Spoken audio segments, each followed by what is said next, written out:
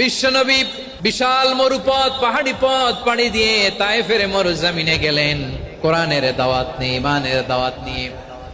কিন্তু তায়েফের লোকেরা বিশ্বনবীর দাওয়াতকে শুধু প্রত্যাখ্যান করেই থামে নাই, তারা বিশ্বনবীর সাথে অত্যন্ত খারাপ আচরণ করেছে।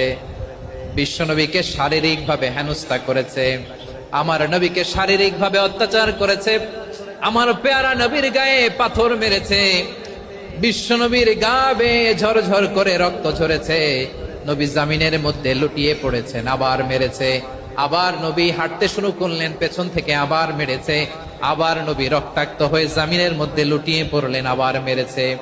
বিশ্বনবীর মতো এত সুশ্রী মানব, বিশ্বনবীর মতো এত শুভ্র মানব, বিশ্বনবীর মতো এমন চমৎকার দেহাবয়ব দিয়ে রব্বুল আলামিন কাউকে বানান নাই। এরকম চমৎকার মানুষটাকে তারা তায়েফের ওই জমিনে রক্তাক্ত করেছে। বিশ্বনবী দুনিয়ার কোনো স্বার্থের জন্য সেখানে যান নাই, নিজের কোনো লাভের জন্য, প্রাপ্তির জন্য যান নাই, তায়েফবাসীদের জাহান্নামের আগুন থেকে বাঁচাতে গিয়েছেন। ঠিক কিনা বলেন? প্রিয় ভাইরা, তায়েফের ছেলেরা নবীকে রক্তাক্ত করলো। আমার নবী কই যাবে? কই যাবে? মক্কায় জায়গা নাই, তায়েফে জায়গা নাই। তায়েফ থেকে ভারাক্রান্ত মন নিয়ে আমার নবী মক্কায় ফিরে আসলেন। বিশ্ব নবী মক্কায় ঢুকতে পারেন না।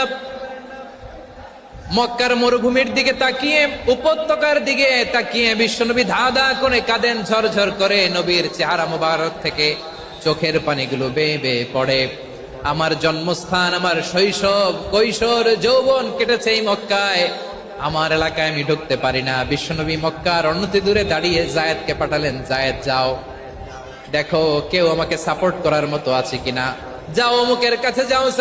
জায়েদ গেলেন, তারাও প্রত্যাখ্যান করে ফিরিয়ে দেয়। বিশ্বনবী বললেন যাও অমুক লোকের কাছে যাও, তিনিও প্রত্যাখ্যান করে ফিরিয়ে দিলেন। কেউ বিশ্বনবীকে আশ্রয় দিতে রাজি হয় না।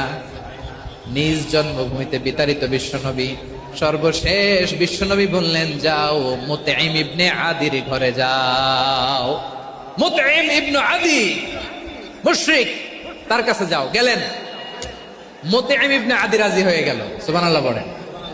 দেখেন, অনেক বিপদের সময়ও আমি নিজে সাক্ষী, সামাজিক ভাবে, রাজনৈতিক ভাবে কত ঝঞ্ঝা, কত ষড়যন্ত্র, কত কনস্পাইরেসি পাড়ি দিয়ে আমাদেরকে সামনে এগিয়ে যেতে হয়।